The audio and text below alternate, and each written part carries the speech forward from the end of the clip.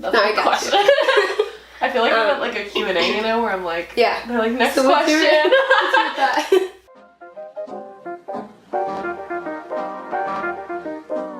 I feel like it was normal for me to ask you because we were saying this the other day, how we can go from talking about Hannah Montana to like deep stuff.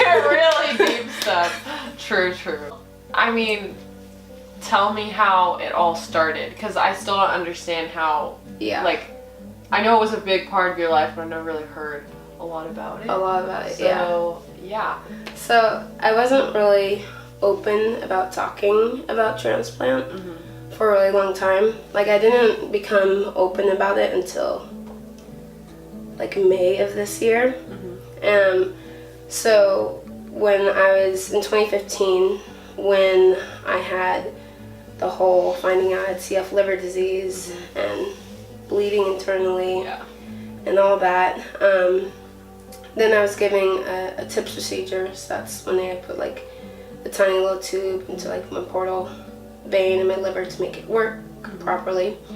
And then I got to talking about transplant.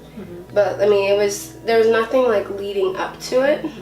There was like no, like usually like with liver transplant, like you have discussions about it prior to, and like you know it's coming. But with this, since like my health like went downhill, it was like out of the blue. So then there's one day when my doctors came in, and then they're like, okay, so we're going to be putting you on the transplant list. We already started the evaluation, and then we'll just get people to come in tomorrow and start talking and giving you all the different talks and explaining things to you. And they're like, so we'll be right back with someone to get this process going and have you sign papers. And I'm like, what? And I'm like, this can't be happening. I'm like, they're confused. Like, they don't know what they're talking about. Like, they got the wrong. Yeah, no, they're probably thinking something else. And then they came back in and were like, are you sure that you're putting me on the liver transplant list? And they're like, yeah, I mean, your TIPS procedure will work, but it doesn't guarantee a lifetime. Yeah. And the liver transplant, it would help.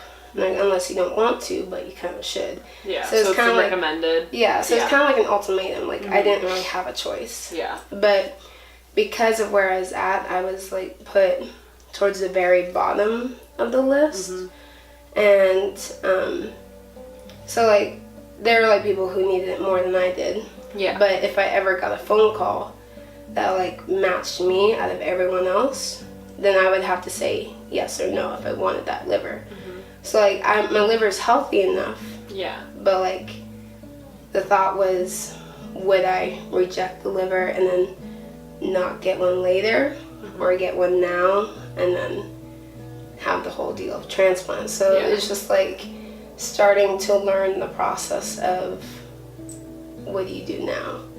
So, for someone who doesn't have CF and hasn't gone through this stuff, for me it's hard to understand, like, why is this so, like, hard for you to talk about? Like, how is this, like, I don't mean to sound impersonal, but it's more like, okay, like, she'll get a liver transplant. Like, it's not that, to me, I'm like, oh, it's not that big of a deal, it's just a liver transplant. But, like, for you, it sounds like it was a very hard kind of thing to understand. I mean, obviously, when you have doctors just randomly come in and say, like, okay, you're gonna, like, I can understand not, like, hitting you, but then, like, why was it harder to talk about it as a whole then? You know what I'm saying? Okay.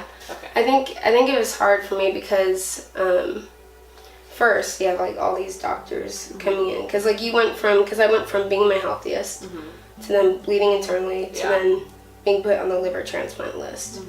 And then I had, like, all these doctors and all these people coming in and giving me lectures. Okay, it wasn't lectures. They told me that's not what it's called, but I called it lectures because that's what it felt like. And give me all this doctor talk, and it was, like, really overwhelming. And I just, like, it's just like everything I knew was just, like, crashing around me. And I'm like, I don't know, like, I'm like, because, like, transplant, you can't plan for it. And then, like, once you have your transplant, like, it pretty much stops your life. Like, because then you have to move up, like, within a certain distance from your hospital. So I'd have to move closer to my hospital. Okay. And have to have lots of appointments and checkups, and it probably like put me behind school.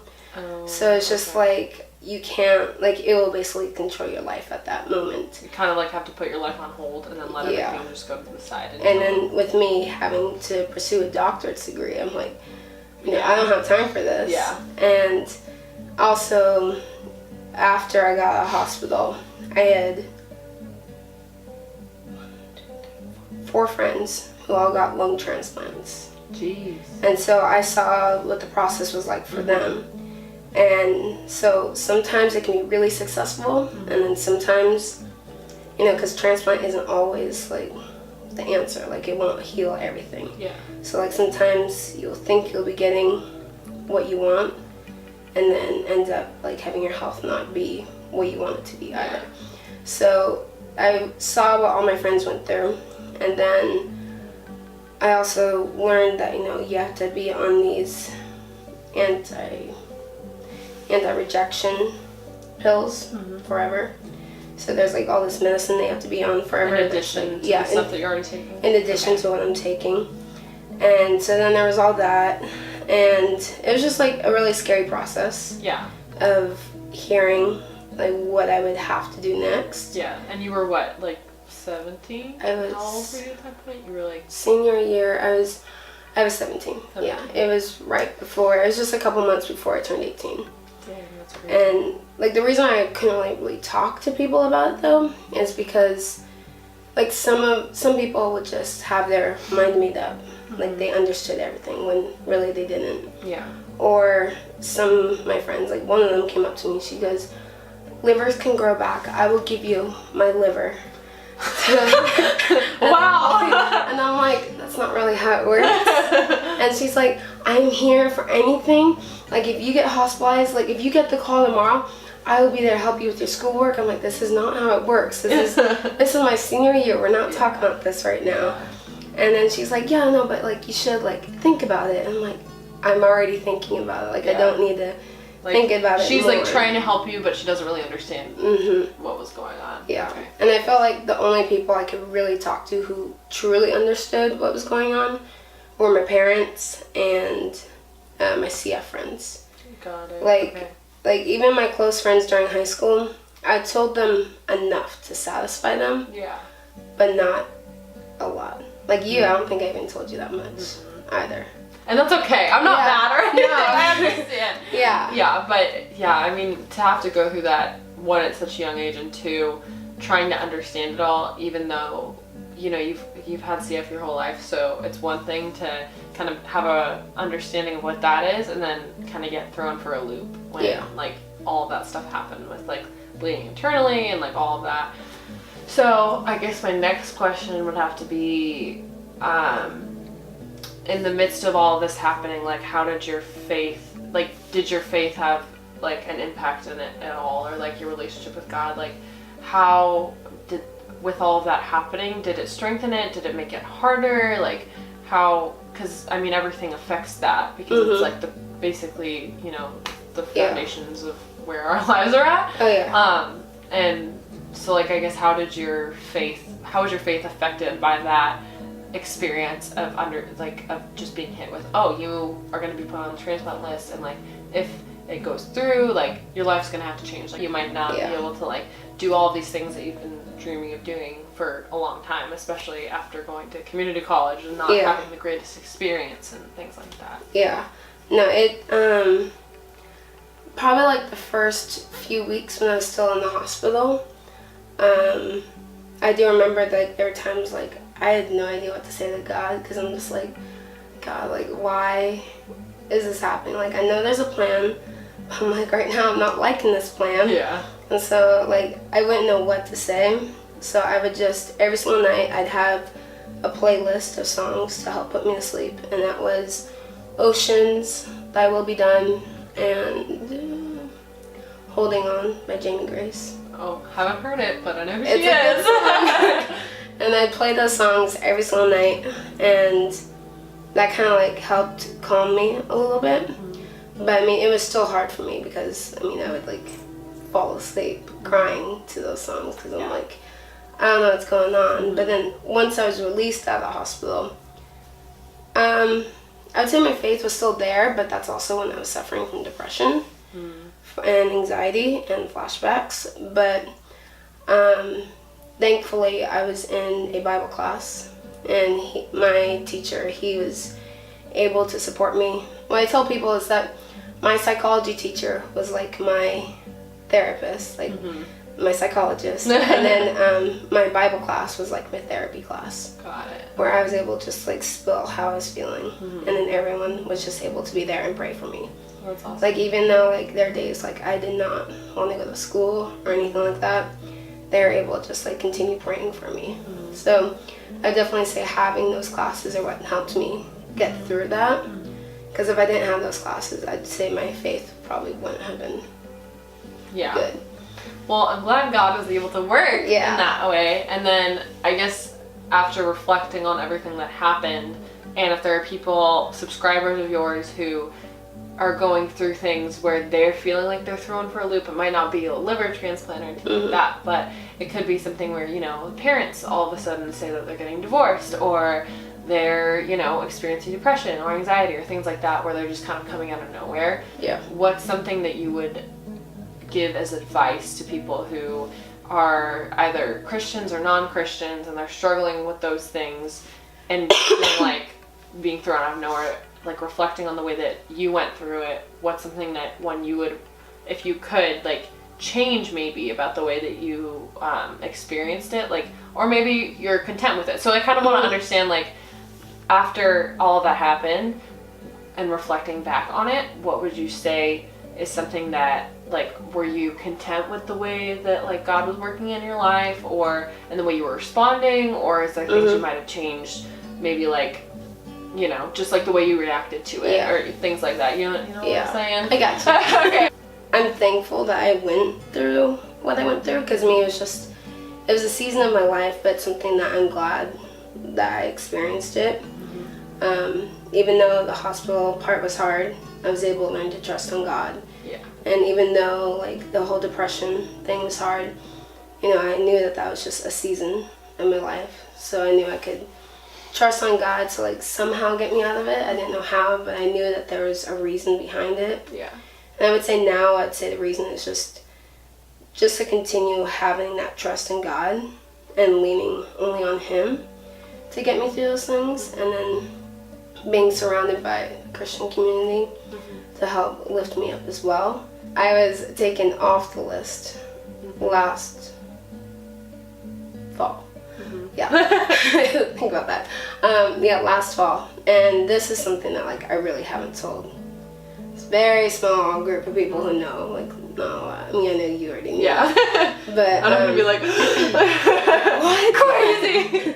But the reason why I was taken off the list is because like my tips was doing its job, and my liver seemed fine. This doesn't mean that like I won't eventually be.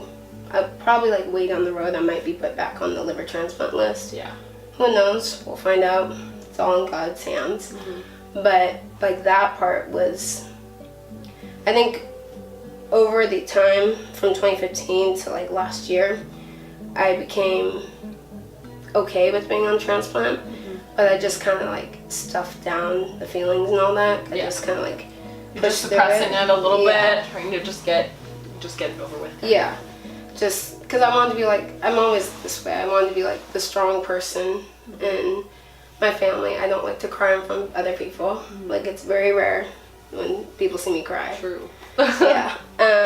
And so I just kind of like dealt with it. Like, you know, if I need a transplant, it's part of CF, it's just what I have to do. And then when I was taken off, it was just like, what does my body have to do now to get back on the list? Like, is it going to be worse than what it was to get on? And lost my train of thought. So is it going to be, so the next, now that you're off the transplant list, what is that, what was the thought process? One, like, did you know that was going to happen? Like, what? You caught on, you knew I know that's where you're going, so I want to like refresh. Thanks. No, I didn't expect to be taken off the list, because I didn't know you could be taken off the list. You're like, that if you're on, that's it. I didn't think that was a thing.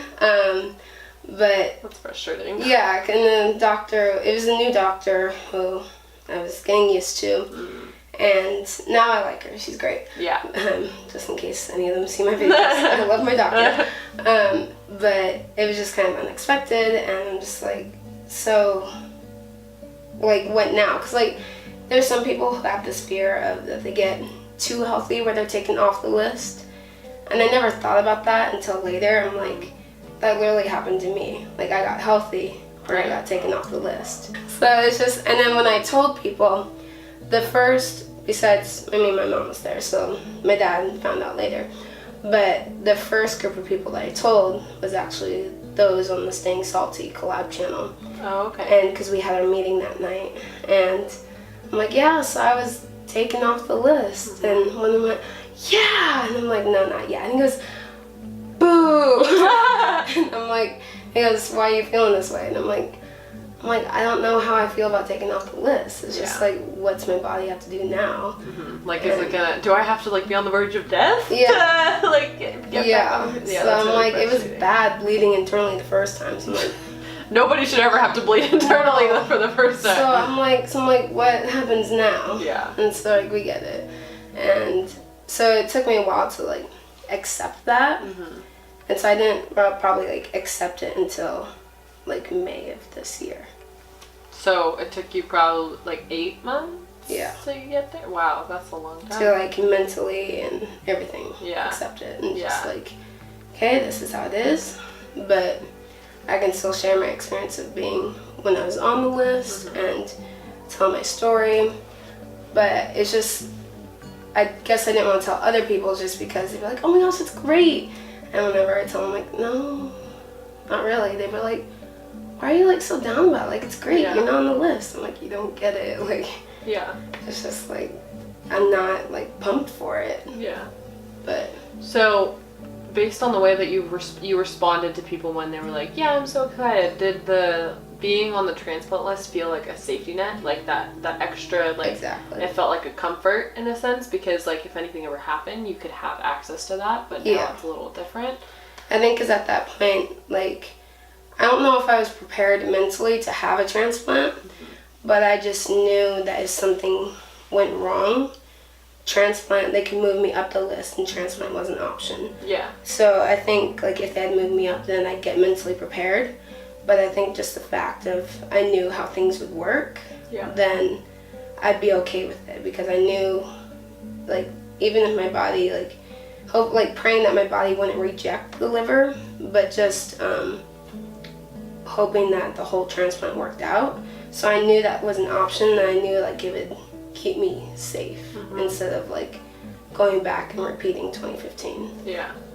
Well, now that you've had the experience of being put on the transplant list, accepting that, being put off the transplant list, and then accepting that, what, like, do you think that you are more prepared for the next, like, if that were to happen, do you think you'd feel more prepared for it, or does it kind of just feel like, oh, like, well, this happened, and now, you know, we're just gonna keep living until, you know, anything else happens?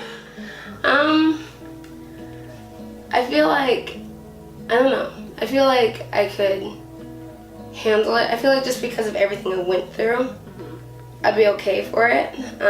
I'd definitely say it'd be scary. But I feel like because of everything I went through and just the accepting and all that, and just having friends who have had pretty good transplants, even though it's for their lungs, like, they'd be able to, like, give me encouragement, and I'd be able to trust God through it all.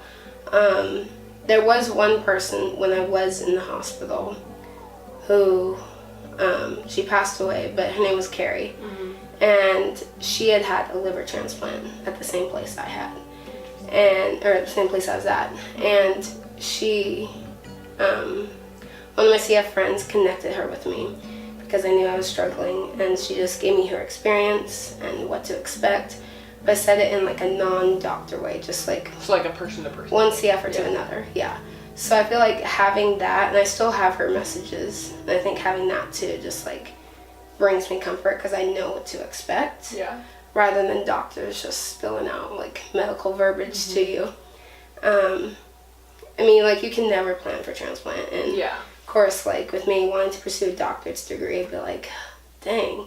But, I mean, it'd be in God's timing and plan, and for whatever time, place he wants it. Yeah, I got you. And I think that fits really well into scripture, because we were just talking about Ecclesiastes and how there's a passage, I don't remember what chapter, but there's a chapter where it just says, like, the entire book of Ecclesiastes just says, like, you know, everything is out of our control. Like, there's genuinely nothing that, I mean, we can feel like we're in control, but ultimately, like, God is the one who's going to dictate everything, and, like, he will make that known to you in due time, you know? Whether, you know, it's the second coming, or, like, you know, just God working in your life, whether you can see it or not, but, like, I think something that I've always noticed about you is that because of CF, like, you always have, like, seen life in such a different way than people who, you know, we all have expiration dates on our life, whether, you know, it's going to be 80 years from now or 10 years from now or however long, but having that perspective of, like, everything is temporary, and we're not meant to take it so literally that we become relativists and all these other things, but, and, you know, there's still meaning in life, but at the same time, it's like, you can get so caught up in, you know, your career and your job and, you know, like, school and your friendships and relationships and money and, like, all these other things, and kind of, like, it will overshadow what position you've been placed in the kingdom of God. So I guess basically want to encourage you and encourage y'all that, you know, everything is temporary, and I'm very proud of you for being able to take on these, like, monumental life, you know, events with such stride, and, like, you know, not freaking out at, like, every turn and being like, oh my gosh, like, what am I gonna do? I have to, like, control it all. And it's like, no, like, God is the ultimate provider, protector, redeemer. Like, he will work in your life if you just be attentive to him and be attentive to who he wants you to be. And, like, Ecclesiastes ultimately ends with, like, fear God and follow his commands. You know what I mean? So, like, instead of putting your fear maybe in, you know, like, oh, like, what if this transplant doesn't work out? What am I going to do? Like, all these other things, and just letting that fear completely take control. Like, instead just being like, God, like, I fear you, but in a way that I can fear you because I know how much you love me. You know? So, anyways, I don't know, that wasn't really a question, I just want to encourage you and affirm you.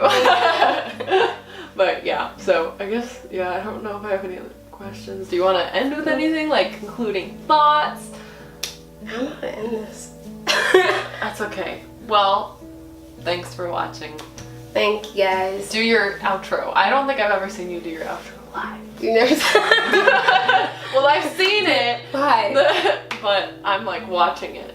Okay. You know? Okay, do your outro. Okay, alright.